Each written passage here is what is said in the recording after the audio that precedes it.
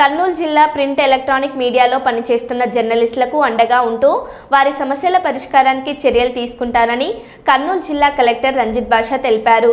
ఈ రోజు Kurnool collector కార్యాలయంలోని collector ఛాంబర్లో సీఎం సహాయ నిధి కింద వచ్చిన 23,420 చెక్కును సీనియర్ జర్నలిస్టు వారణాసి ప్రసాద్కు అందజేశారు।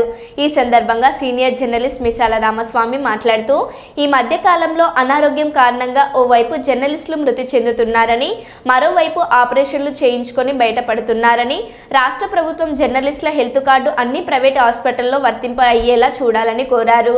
సీఎం సహాయ నిధి కింద 23,420 ఇవ్వడం ఏపీ సీఎం చంద్రబాబుకు మంత్రి టీజీ భరత్కు జిల్లా కలెక్టర్ రంజిత్ బాషాకు కృతజ్ఞతలు తెలిపారు। భవిష్యత్తులో జర్నలిస్టులు పెట్టుకున్న బిల్లులను 100% మంజూరు చేయాలని కోరారు।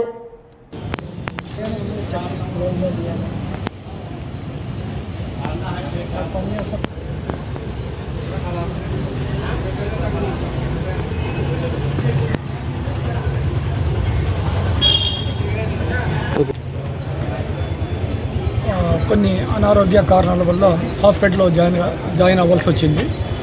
తర్వాత నేను టీజీ భరత్ గారిని కలిశాను। సీఎం రిలీఫ్ ఫండ్ కింద అప్లై చేశాము। అది వచ్చేసి మనము 45,000 రూపాయలకు గాను మనకి సీఎం రిలీఫ్ ఫండ్ ద్వారా 23,000 వచ్చింది। టీజీ భరత్ గారికి కలెక్టర్ గారికి నా ధన్యవాదాలు।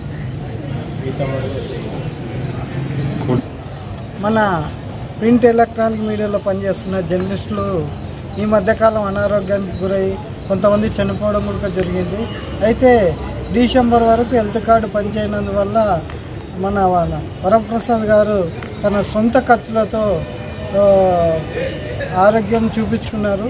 అయితే మేము ముఖ్యంగా తెలియజేయడం ఏమంటే జర్నలిస్టులు పనిచేస్తున్నారు కానీ వాళ్ళ పట్ల ఆరోగ్యం పట్ల ప్రభుత్వము కొంత అలసత్వం ఉందని చెప్పేసి కనబడుతుంది।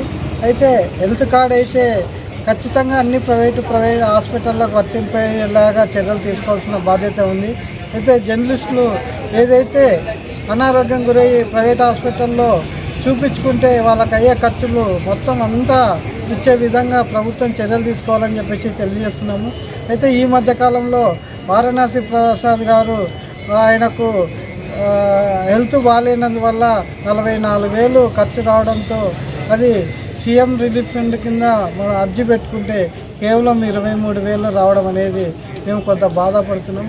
కనుక జర్నలిస్టులు ఏదైతే అనారోగ్యం గురై ప్రైవేట్ హాస్పిటల్లో చూపిస్తే 100% వచ్చేలాగా బిల్లులు సాయం చేయాలని చెప్పేసి ఇటు అధికారులకు ఇటు మంత్రి గారికి అందరికీ కృతజ్ఞతలు చెప్తున్నారు।